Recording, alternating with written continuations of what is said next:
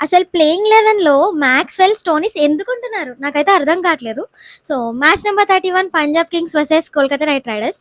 So, ఈ match మహారాజా stadium పంజాబ్‌లో జరుగుతుంది. సో, పిచ్ విషయానికొస్తే అందరికీ తెలిసిందే కాంపిటేటివ్ వికెట్. సో, ఇక్కడ యావరేజ్ బ్యాటింగ్ అండ్ బౌలింగ్ కూడా ఉంటాయి. స్కోర్ అయితే 170 నుంచి 200 మధ్యలో ఉండొచ్చు. అండ్ డ్యూ ఫ్యాక్టర్ ఖచ్చితంగా ఉంటుంది. అండ్ టాస్ గెలిచినోళ్ళు బ్యాటింగ్ తీసుకోవడం బెటర్. కేకేఆర్ గురించి చూసుకున్నట్టయితే ఓపెనర్స్ అయితే మొత్తం ఫెయిల్ అవుతున్నారు. క్వింటన్ డికాక్ అసలు ఫామ్‌లోనే లేనట్టు అనిపిస్తున్నాడు. సునీల్ నరీన్ ఒక్క మ్యాచ్ ఆడితే ఇంకో మ్యాచ్ ఆడట్లేదు. లాస్ట్ టైమ్ ఎస్ఆర్‌హెచ్ కొట్టిన దానికి ఆల్రెడీ షాక్‌లోనే ఉంటారు పంజాబ్ కింగ్స్.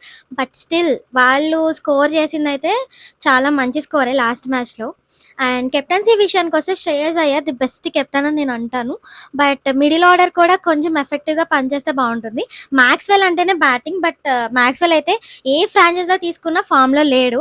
అలానే స్టోనీస్ బ్యాటింగ్ గురించి అందరికీ తెలిసిందే. బట్ అదైతే నేను ఈ ఐపీఎల్‌లో అస్సలు చూడట్లేదు. వీళ్ళిద్దరు స్కోర్ చేస్తే నెక్స్ట్ వచ్చే శశాంక్ సింగ్ కూడా మంచిగా ప్రెషర్ పడకుండా బ్యాటింగ్ చేసే అవకాశం ఉంటుంది. ప్రెడిక్షన్స్ ఏంటంటే వెంకటేష్ అయ్యర్ అండ్ రింకు సింగ్ నుంచి maximum number of runs expect చేయొచ్చు.